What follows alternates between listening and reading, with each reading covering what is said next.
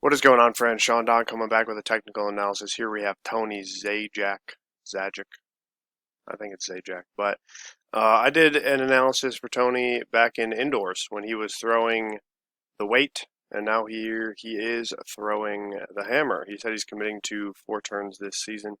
His PR last year from 3 turns was just over 50 meters, and he thinks this throw was also already well over his PR. And I've taken a look at it already.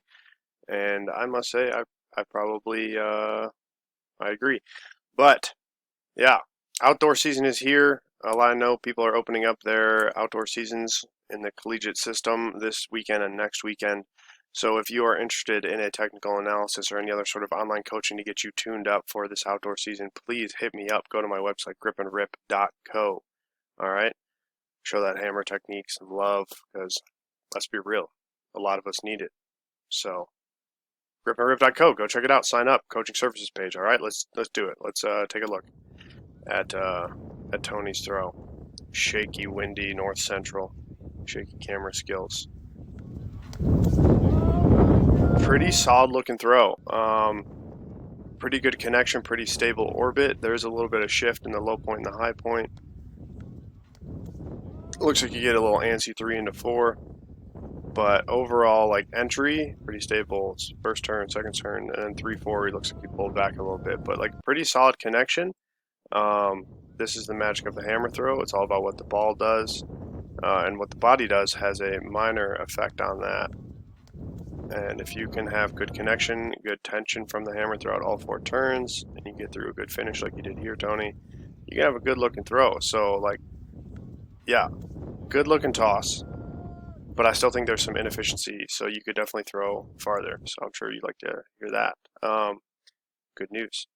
But, all right, starting from the very beginning of the video. Square at the back of the ring. All right, you bring the ball forwards, you bring the ball backwards, and then you bring the ball forwards again. Once again, I've said this in so many videos, try to bring the ball out wider to your right side. Also, maybe try to be a little bit more rotational, get a little bit rotational energy here. All right, so you want to kind of want the ball to kind of come back behind you, so just straight back. All right, and then straight forwards, because this movement here is largely initiated by the left arm, left shoulder, hands, arms in general. And you can see just the body, the arms are kind of tight towards the body. And you bring the ball forwards, but you do bring the hands kind of across the body as well. Not a huge issue, like it looks pretty solid. It doesn't look terrible. I've definitely seen worse, but just a little food for thought. Bring the hands wider out to the right and bring the ball forward before you bring it around you, because your first initial movement is across the body, all right, instead of forwards and getting the ball out in front of you. But going into the first wind, you open up, you connect super early. You're facing 270, legs are bent, loaded right side, pretty solid, opening up, connecting pretty early. And then from here, you can see you're nice and long and relaxed with the arms. You're chilling. Hands kind of drop a little bit. Once again, hands could be up and out a little bit more. Emphasis on the out, not so much on the up, but out away from the body a little bit more. Might give you a little bit more tension, but connection and patience is pretty good through here, because as you see, as the ball goes through 270, the ball finally starts to come forwards, get some tension on it, and you're still facing 270 this whole time. So that's good. Ball goes through 0. You're already kind of pre-turning, all right, since you're already facing 270. And this is my kind of idea here, but as the ball goes through 0, you want to immediately start turning back and trying to connect, and that's kind of exactly what you do. So ball goes through 0, you start turning back, opening up, connecting early, trying to connect with the ball back towards you, back behind you towards 180, and then as you go through entry, you can see you set up. And like I said, your hands still kind of drop a little bit. You can see that right elbow is kind of down towards the body. Not a big issue, though. Pretty stable. You're setting up good left side stability. I must say this looks much improved from your weight throw video, so that's pretty good. But setting up that left side for entry. Hands, like I said, a little bit down. Could get the ball up and out a little bit more. But it's kind of personal preference. I, myself, am a fan of kind of like a lower hand position, more of a sling, very relaxed through the upper body. But as you go through entry, like I said, left side's getting set up pretty well. And then right about here, you start to see that left side shift back a little tiny bit. This is very minute. shifting back as the ball goes through zero. Very, very tiny. But for the most part, you're pretty stable. Looks like you have pretty good connection. Looks like hands are getting, or I should say, looks like arms are getting extended by the time the ball gets to zero. Just a little tiny, tiny shift back. You can see this little movement in the body here, kind of left to right. Just a little tiny bit of instability. But ball's pretty good. I like the orbit, low point, right about here-ish, kind of 45, 60 degrees before zero. And then as the ball goes around the left, you let it take its natural orbit. So you see the hands kind of come up. Not even the hands come up. The ball comes up. The hands are just kind of, or the arms are just kind of an extension of the hammer at this point. So connection looks pretty good. Ball's in its natural orbit. You can see this right side, pretty connected. Turning with it pretty well as the ball goes around the left. It's just, like I said, there's just a little shift back over this right side. But that right leg is turning with it pretty well. This position here looks nice. Shoulders pretty level, hips pretty level. Long, relaxed arms, right side, sneaking in. And it looks like you reach a little bit too much with this right foot. This looks like you could get it down like right here if you just put that foot down. But it looks like you're kind of reaching and kind of extending that right foot out a little bit more than you need to. So when the ball gets to about here, just think about stepping forward towards it and put that right foot down. Just put it down right there. Like you could do it. Looking at your technique, you could do it. It looks like you're just trying to step around a little bit instead of step forward towards the ball. But you catch a negative shin angle here, meaning this knee is a little bit back.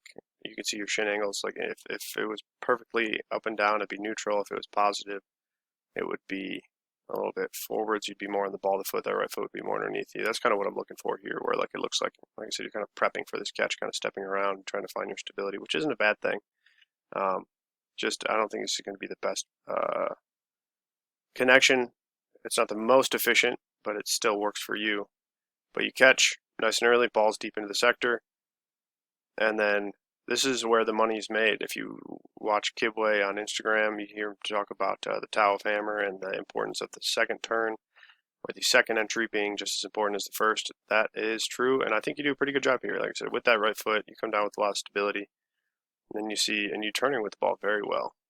You can see your whole body turning with the ball. Everything's facing zero. Ball's a little bit behind. And so you get, once again, a little bit of left side pulling back as the ball goes through zero, but it's not bad. So just a little bit more stability here. Like I said, if you landed with that right foot a little bit more underneath you, and use that right leg a little bit more to stabilize, that might be good. But pulling back just a little bit as the ball goes through zero, very subtle. And then you kind of, looks like you lift up, pull back a little bit with the arms and the shoulders. But for the most part, like I said, you're connected. It looks like the ball's getting out left pretty well. So if we go back to the previous turn, yeah, ball gets longer to the left. Maybe it's camera angle, the shakiness of the camera, but ball's getting pretty left. The orbit's pretty consistent. The orbit of this turn looks comparable to the entry, pretty good. And then same thing, you can see this right leg chasing the ball. You come off a little plantar flexed, a little bit behind with that right leg, but upper body's nice and long and relaxed. And it looks like you can feel the ball stretching towards the sector. And this is what I'm talking about here, where this right foot comes down much better. It looks like you're reaching less and you're literally just putting it down. All right, so you catch better here in this turn. Hips a little bit back away from the hammer, could be a little bit more underneath you. Not a huge issue, but it's something to be aware of. You catch, looks like more on the ball, the right foot. Now you see that positive shin angle that I'm talking about. And then as you go through double support, looks like the ball drops a little bit on you there. And then you kind of stand up, hands get a little bit low, and you see more of this left side pulling back here. So you're actually kind of missing some tension connection in this catch. All right, it looks like you get a little bit more separation with the lower and upper body. Get the ball a little bit back, you'd have a little bit more tension and connection with this right side to stabilize the left side. Whereas like when you go through this double support, I see your left side kind of taking over. You can see, if you look at your left shoulder, your left hip, your left side in general, you start to pull back more before the ball gets through zero. So you're kind of shortening that orbit around the left a little bit because you don't quite have ideal connection, but it's not bad. But yeah, left side pulling back as the ball goes through zero. You can see your weight's pretty heavy on this right side. And it looks like you're kind of not getting back against the ball until about there, going down the left sector line a little bit, but your saving grace is that your upper body's nice, long, and relaxed.